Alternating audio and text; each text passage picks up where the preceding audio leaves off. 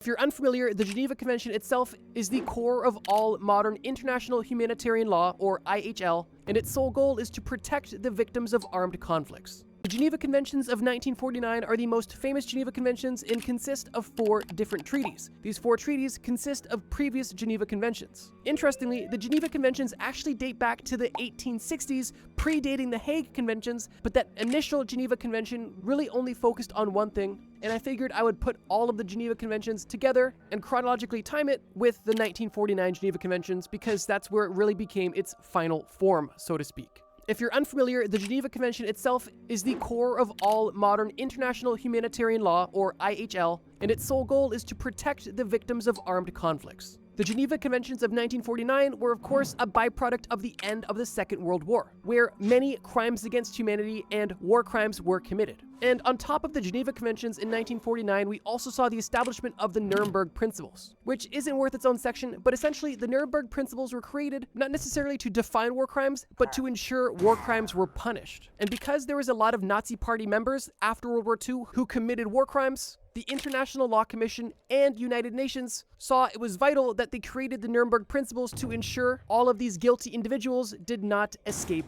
punishment. To put it briefly, the Nuremberg Principles basically state that anybody who commits a war crime is, well, a war criminal. And most importantly, anybody who commits a war crime is subject to penalty at an international level with international law. And internal laws of a country cannot impede or override this international law. Essentially meaning that if you were a Nazi general who committed a war crime, the German government could not change their local laws to get you off of the hook for this war crime, because the war crime or international law supersedes the national law. And on top of this, the Nuremberg Principles also ensured that political status did not relieve the war criminal of their punishment, which is important. But yeah, that's basically the Nuremberg Principles, just ensuring that the laws were actually taken seriously and enforced. But back to the Geneva Conventions. The first Geneva Convention was actually introduced, like I mentioned, in 1864, and was specifically aimed at creating rules around the treatment of sick and wounded armed forces on the battlefield. The second Geneva Convention actually replaced the Hague Convention of 1907, and essentially contained everything from the first Geneva Convention and the Hague Conventions. The third Geneva Convention was focused on the treatment of war prisoners and replaced the previous Geneva Convention, and the fourth and final Geneva Convention is the one we're discussing now, which is basically